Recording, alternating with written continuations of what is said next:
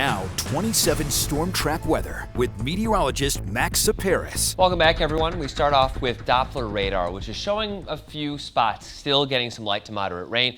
Mainly south of Madison. You can see out towards Fitchburg and Verona seeing a little bit of that light rainfall. Barneveld back towards Dodgeville and southward into Lafayette County, like Belmont and Darlington seeing some moderate rain. Heavier rain right across state lines, though, out towards Dubuque.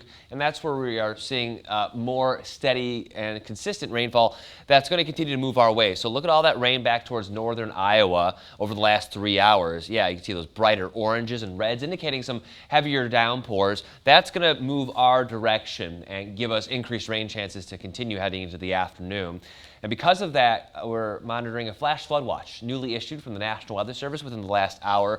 That's because we could pick up another inch or two of rain on top of what we've already gotten over the last 12 to 24 hours. So be on the lookout for low-lying spots to see some standing water. Of course, if that does come to fruition, you don't want to drive through any of that. You don't know how deep it is. Just make sure to find an alternate route. Here are the rain totals since the overnight hours. And you can see that some spots in blue have gotten, for sure, an inch. Brighter blue out towards Cassville, down towards parts of Glen Haven. You've picked up more than 2 inches of rainfall. Purple spots out into Iowa have gotten more than 3 inches of rain. So that area has been targeted for the heaviest rainfall so far.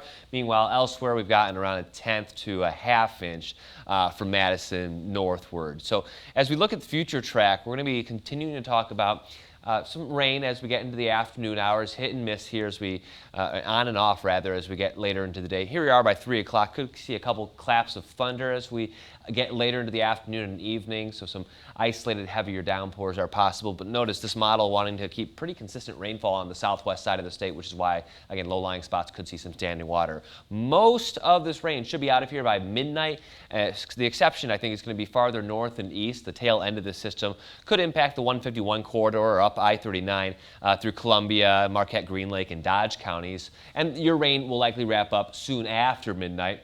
And then by pre-dawn, we're all quiet, and we start Tuesday off on a quiet note. How much more rain am I expecting? Another 1/10 to 1/2 inch widespread. But notice this computer model keeping that 1 inch bullseye of rain just across state lines. However, that could get into Grant County. Again, that's why that's under the flash flood watch until 7 this evening. In the meantime, everyone should just be on the lookout on the roadways, meaning that when you're driving around, make sure to slow it down, increase your distance between vehicles, and of course, when the windshield wipers are going, state law means you have to have the headlights on too, so make sure to have that too.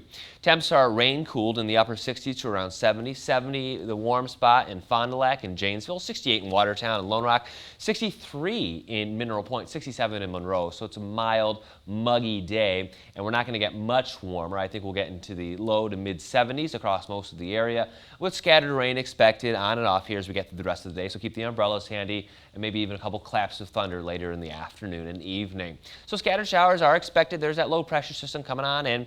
That's the core of the moisture. Could cause a couple storms to develop later in the day. Once that low finally tracks away, we'll quiet down for the start of Tuesday, but we could see a little wraparound moisture on the back of that system to spark off an isolated shower, or maybe a clap of thunder for the afternoon and evening hours of Tuesday. But Tuesday overall will have a lot more dry time than wet stuff versus today, of course, a lot more active weather. Here's your recap. 76 today with scattered showers and storms.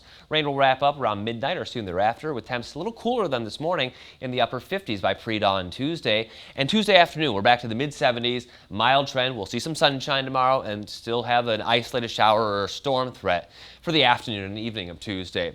A few more storms later on Wednesday. Thursday is the only completely dry day in the 7-day forecast, though tomorrow doesn't look half bad either. Low 80s expected. A few more storms on Friday, and then we're hotter into the weekend with low to mid 80s. So Caroline, the trend here, certainly more active weather. We're in a little bit of a deficit going into Father's Day weekend when it comes to rain totals for the month. That, of course, not the case anymore, as we have a lot of rain to track. Absolutely. Max, thank you. You're welcome.